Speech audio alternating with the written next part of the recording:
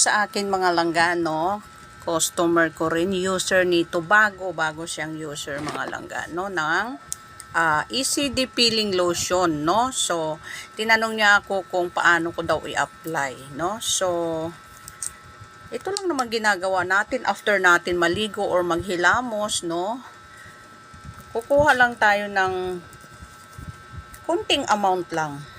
Oh, mga langga.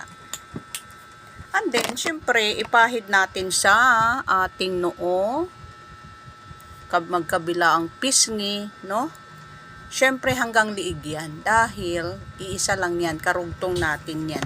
Karugtong ng mukha natin ang liig, mga langga. And then, mild massage lang natin, mga langga, no? Hanggang mapuntahan lahat ng balat mo sa mukha, no? Para pantay ang kulay. Diretso sa ating liig. Ayan. Ganun lang naman mga langga ako maglagay, no? Yung iba naman, syempre, merong proper ano naman sila, no? Depende kung paano mo i-apply mga langga, no? So, sa akin kasi, ganito lang ang apply ko mga langga. Oh.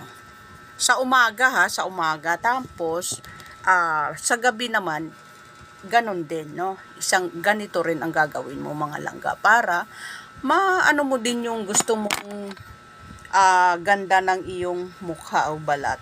At kasama ang liig natin mga langga, no? Lagi yung tandaan, laging kasama ang liig mga langga sa mga cream nating ina-apply sa ating mukha para hindi tayo mukhang naisubsob sa harina, no?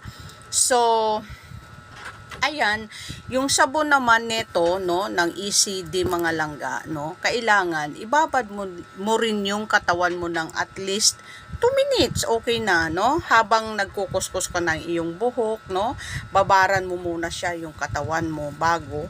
Pagtapos ka na, maghilod-hilod dyan ng kung ano-ano mo, tsaka mo banlawan, kasabay na yun sa pagbanlaw mga langga para maging pantay ang ating kulay, no? Pantay niya tayong babalatan. So, ayan lang naman mga langga. Madali lang naman at huwag kayong matakot, no? Pag alam nyo namang irritate kayo or hindi talaga kayo comfortable sa ginagamit yung beauty product, stop nyo, no? Nasa sa inyo yan. Kasi ako mga langga, nung una kong gamit nito mga langga, talagang alam mo yun, feel mo yung pag ano niya, pag tanggal niya ng mga dead skin mo mga langga, kasi binubuka niya kasi yan unti-untiin niyang ilalight mga langga. So may mararamdaman ka talagang medyo makati. Alam nyo ba yun yung parang yung pagaling na yung sugat, di ba? Medyo makati siya. Parang ganun lang din yun, no?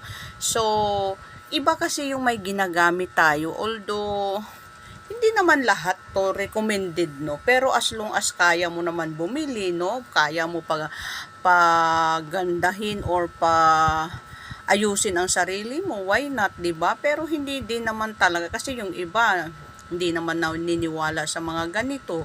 Yung alam mo yun, yung walang arte sa katawan, yung mga simpleng tao, no? 'Di ba? Kontento na sa ano nila. So wala tayong magagawa diyan, no?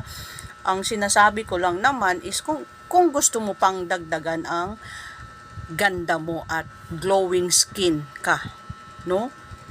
So, ayan muna sa ngayon mga langga, walang pilitan ha, walang pilitan. Ganyan lang ako gumamit. At syempre yung sunblock natin, meron tayong sunblock ng ECD din mga langga, no? Mayroon din tayong sunblock na ginagamit, pero ako kasi iba yung gusto kong sunblock, no? So, ang ginagamit ko namang sunblock is ito. Yung sa Avon mga langga, no? Mas gusto ko to. Mas gusto ko tong ano na to, sunblock na to mga langga, no? Kasi alam mo yun yung talagang makikita mo para kang ano, healthy kasi para siyang ano, nagmamantika ba tawag doon? Oily skin mga langga. Pero kahit naman din hindi ako gumamit nito, no, oily din talaga ako ang mukha ko mga langga. So ibig sabihin malusog yung mukha natin, makapal nga lang. So, ayan nga mga langga, no? Wala namang pilitan paggamit ng beauty products, no? Nasa sayo yan, sa sarili mo yan. Kung gusto mo pang may patunayan pa sa iyong sarili, no? Na pwede pa naman, na pwede kang sumaya sa ginagawa mo. Ayan. Ito kasi, kasiyahan natin to na mga nanay, na mga girl, no? So, ayan. Huwag lang gamitin sa hindi magandang hindi magandang gawain, alam nyo na yun. Siyempre kung may mga asawa na kayo, stick lang kayo sa asawa nyo, huwag na kayo maghanap ng iba. Porque ba't nadagdagan ganda mo, maghahanap ka na, huwag ganun. Kung may sasabihin ka sa ibang girl, sabihin mo na lang sa asawa mo.